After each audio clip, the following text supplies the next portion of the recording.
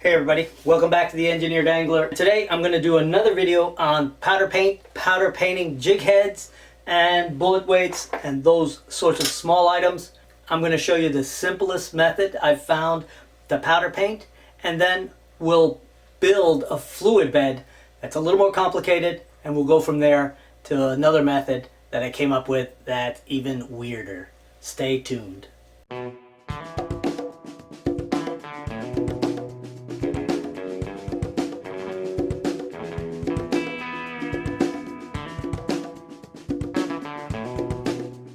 Right, so first let me show you what I've done in the past. I've done things as simple as powder painting a bullet weight, which is the most basic thing you can do. Easy to hold, easy to heat up. I've also done these super simple little jig heads. This is my Ned rig. I've also done things like this. This is an umbrella rig for crappie. I'll go ahead and put a link up here somewhere for the playlist for everything I've done on making jig heads and powder painting them. So the process is pretty versatile, it's pretty easy to do, and unless you're actually producing these for resale, this method I'm going to show you is going to work just fine. So I'm going to start off by showing you the cheapest, simplest method. This is a 1 pound jar of powder paint from Harbor Freight. I believe it's $6, which is super cheap. It's like 80% cheaper than most of the manufacturers. It's also not as good a quality. It's a rougher grind of plastic, and it probably won't give you as nice a finish on a really detailed jig head. What I like to do is shake the powder up in the container. The idea is to get it really loose and fluffy. This way you don't have to use a fluid bed. So the first step is to prep your lead. So if you have a bunch of lead oxidation on here, it usually looks kind of white or dull. You can hit it with a brass wire brush and just to break loose the heavy stuff. And then come over that with a little bit of alcohol on a rag or on a paper towel like this.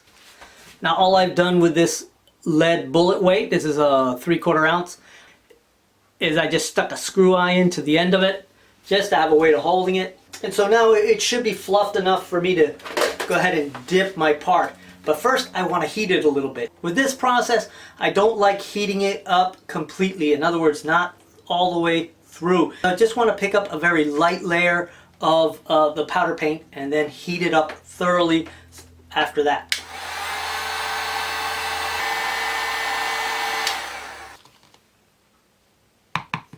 And you can see it wants to melt it on contact. Now I'll heat it through again, and I'll probably give it another coat. There's a couple of patches that missed. This gives you a pretty nice finish. It's a little heavier than you might want on a very delicate jig head, but for something like this, a bullet weight, it works fine.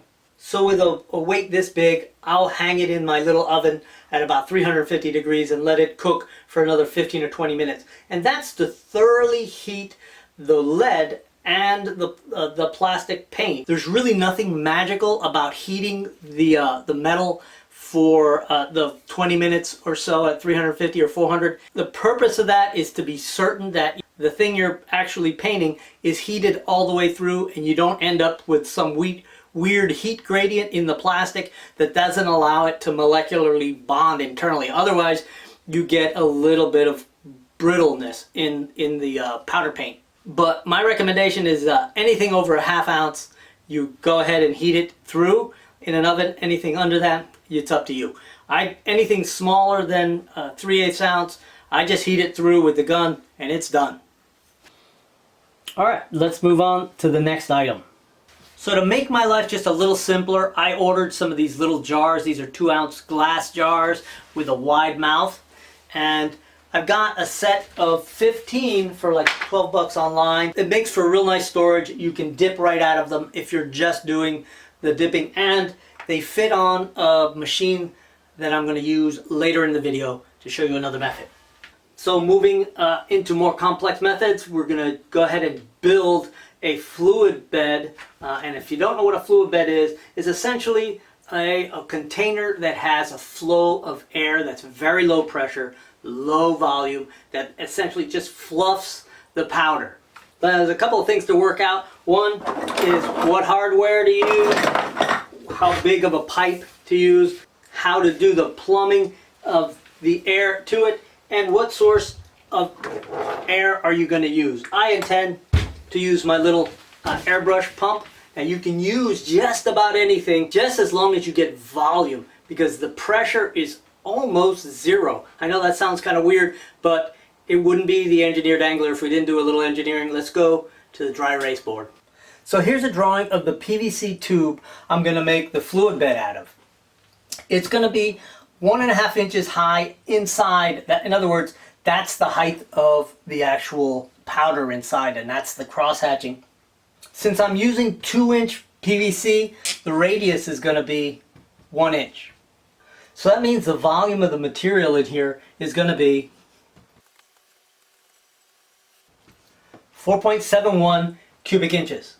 Since I know that the powder paint is 1 gram per milliliter, I'll have to convert from cubic inches to milliliter, and I'll do that in a second. My plan is to get the weight of that powder paint, the area of the bottom of the powder paint, and this way I know the PSI that I need to lift it. So let's work out the area. Since the radius is 1, the area is essentially pi. Now converting the 4.7 cubic inches to milliliters and giving me the weight, since it's 1 gram per milliliter, I get 77.2 grams. Now to convert that to pounds, I divide it by 453.6 grams per pound. You get 0.17 pounds. That's very little, right? So now I take the weight and divide it by the area, and that will give me the PSI I need for my pump, which is 0.05 or thereabouts. That's PSI. So you can see it's almost zero. You almost have to have 0 PSI. So the issue with getting a pump is not going to be pressure. It's going to be how much air it can supply. So theoretically, if it can move this volume of air every second, we should have enough to float this material. And I calculated that, and that's about 0.2 cubic feet per minute, which is very, very little. And if you look online, you can find aquarium pumps that will tell you how much air they can actually move. Take a look at that. Don't worry about PSI. You're not going to have to get a high pressure pump at all. So I looked at some inexpensive pumps online, and I found some aerator pumps for ponds that run around $45 that will meet the need. And I only looked for a couple of minutes, so I'm sure if you dedicate a little extra time, you can find something even less expensive. But that said, buying an inexpensive airbrush pump might be the better way to go. This is a Harbor Freight pump. I believe it runs around $60. And the nice thing is that you can use it to airbrush your jig heads after you've got them powder painted. All right, enough of this egghead stuff. Let's go ahead and build this fluid bed. You'll need 2-inch PVC. I've bought a 24-inch piece. You won't need more than that. You'll need a coupler like this for your base. This goes from 2-inch PVC to female 2-inch pipe thread.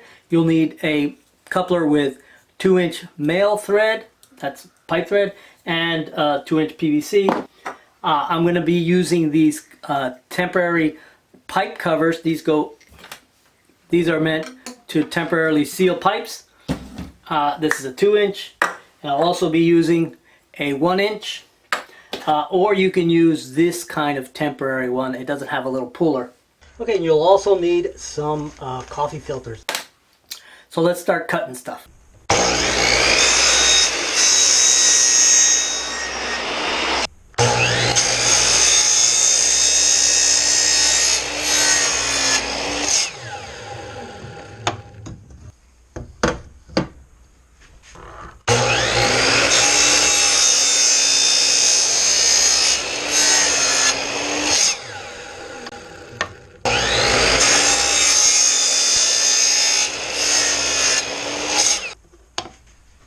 So the idea here is to create a base that will serve as our airflow base, and this will have a fitting in it so I can plumb air into it, and then these other pieces will be individual containers for different colors of powder paint, and then you just screw it on, pull the cap off, run the air, and then you can dip.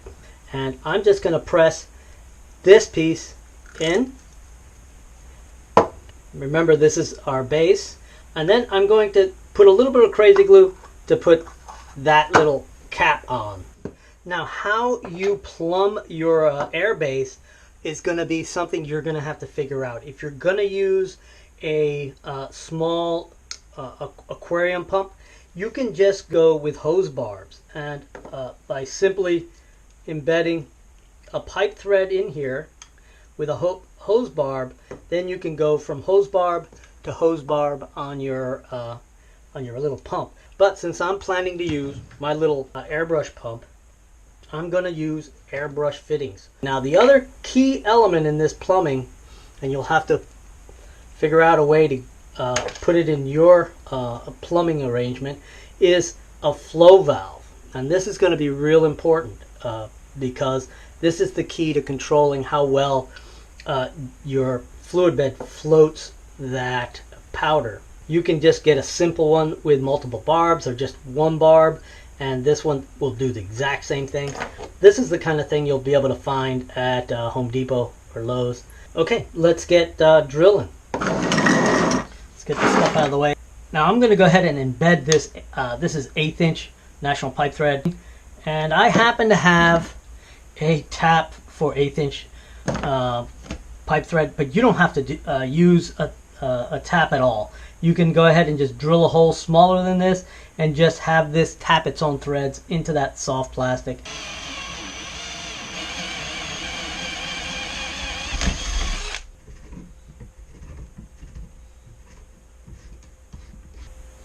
Alright, we've got some threads cut, and we'll scoot this thing right down in there.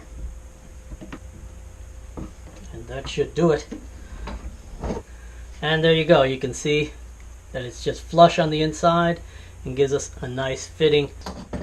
Okay, I've got this square piece of wood that I just happen to have lying around, and I'm going to mount this onto it. And the reason for that is that I don't want this flopping around on me. So to mount there, I'm going to use hot glue. But first I want to put this little cap, and I'll do that with some crazy glue. And again, don't sweat how tightly sealed it is.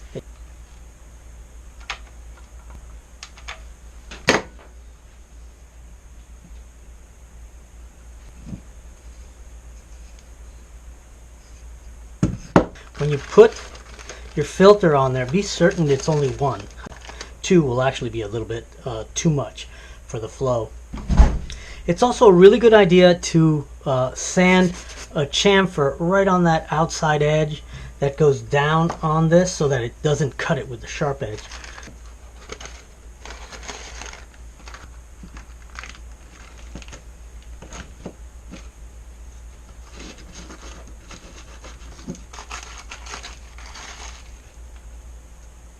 These will work really nicely, but I'm going to have to cut off a little bit of this little handle. So I should be able to just shove this in here far enough so it'll sit, and then be able to just pull it out when I want to. And the top will be sealed with this. So that's the way it'll store. And then when I go to use it, I can just pull the bottom out, screw it into the base, pull the cap off, and I'm ready to rock. Let's build another one of these.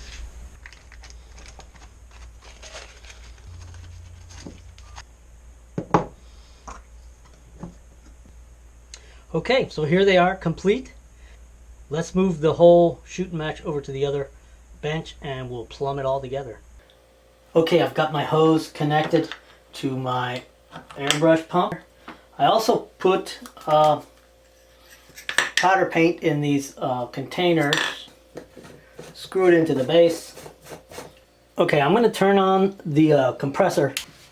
This little compressor is going to cycle on and off quite a bit, so hopefully you'll be able to hear me over it.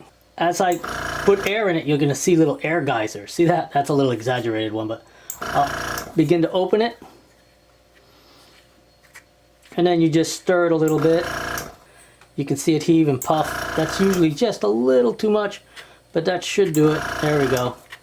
And it's sort of bubbling and churning. I want to take a little less in there. That's a little too much air. But there you go. Now I've got it nice and fluffed.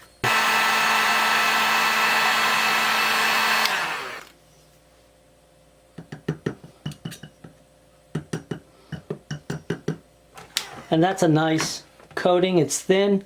It didn't even fill the eye, so that will hang in the oven now. Alright, that is doing pretty well. It's a little bit high on the air maybe. Yeah, it's bubbling a little too much. Oh yeah, wow, Old Faithful. There we go.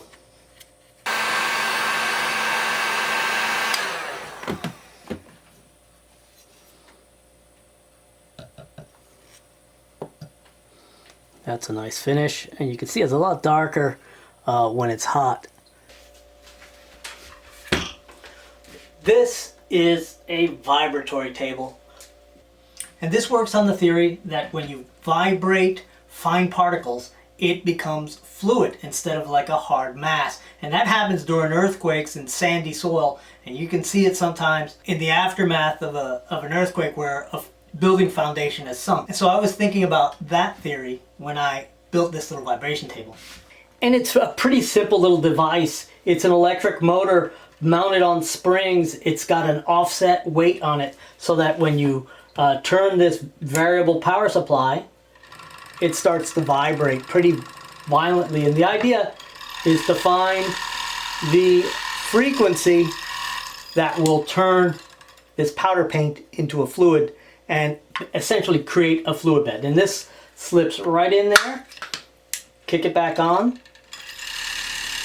And if you look close, that it's fluid in there.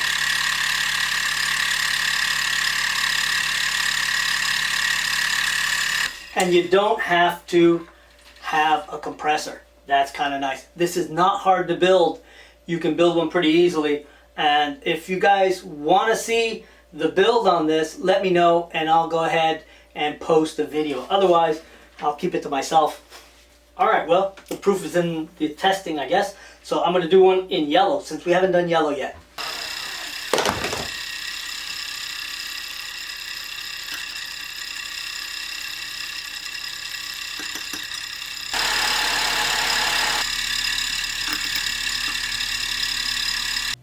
So I'm pretty happy with this method. I'm getting a pretty nice result. Here they are. This is more of an orange than a yellow. So I'm happy with the results. I can always put some eyes on them, maybe some highlight colors if I want to do a little airbrushing. But overall, I think I can get what I want from my method. So if I was going to go ahead and rate the 3 methods I use, I would have to say when you do it without any kind of fluid bed, it's doable. And as long as you've got plenty of material where you can shake it up and fluff it, it actually works almost as good. The airbed is obviously the most versatile. It gives you the most control over how well aerated that material is and how fluid it is. So that's the best way, but it's also the most complicated. It's messy. But if you're doing a lot of them and you get good at it, I'm sure that's the way to go. The vibration table works much better than I actually thought it would. It actually does turn the powder into a fluid. You do have to stir it in between uses. So if you're enjoying these kind of videos, let me know. And if you haven't subscribed, certainly subscribe. If you've got questions, man, put them in the description. And if you'd like to have more information on some of the things I did and some of the tools and equipment that I use, let me know. I'll try to get that information for you. Thanks for watching, and I will catch you on the next video.